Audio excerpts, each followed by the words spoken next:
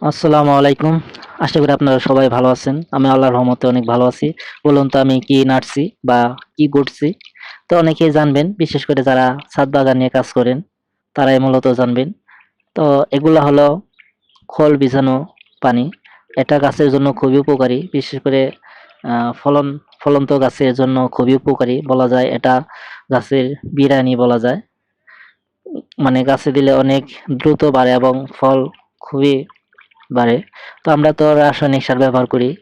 বিশেষ করে ছাদে যদি এরকম মানে খোল ভিজানো পানি দেয়া যায় তাহলে অনেক উপকারী। মাসে ২ বার দিলেই যথেষ্ট। তো ১০ লিটার পানিতে ১০০ গ্রাম খোল মেশানো পানিতে মিক্সার করে নিবেন। ৩ থেকে ৪ দিন মানে ভিজিয়ে রাখবেন। দেখবেন একটা গন্ধ বের আসবে, পচা একটা গন্ধ বের আসবে।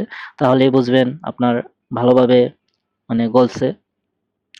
তো এভাবে আপনারা দিবেন, ভালোভাবে ঘুটিয়ে নিবেন। কারণ যদি ভালোভাবে ঘুটান তাহলে এখানে অক্সিজেন মানে গ্যাসের একটা গ্যাস উৎপন্ন হয়, তাহলে আর হবে না যদি ভালোভাবে ঘুটিয়ে মানে নেড়ে নেন। তো এখন আমি গাছে দিচ্ছি।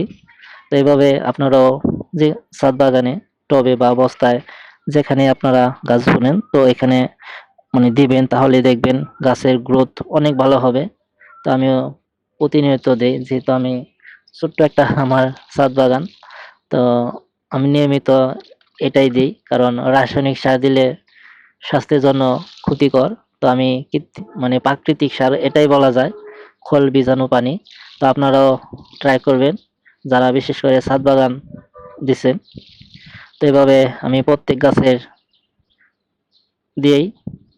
তো দেখুন, এভাবে আমি প্রত্যেক গাছে দিতে থাকি। তো এভাবে আপনারাও আমার মতো যেকোনো বস্তায় বা ড্রামে চাষ করতে পারেন এবং এই খাদ্যটা খুবই উপকারী গাছের জন্য। এতে গাছ দ্রুত বাড়ে। তো আপনারা ব্যবহার করবেন। তো আজ এই পর্যন্তই। আপনারা সবাই ভালো থাকবেন, সুস্থ থাকবেন।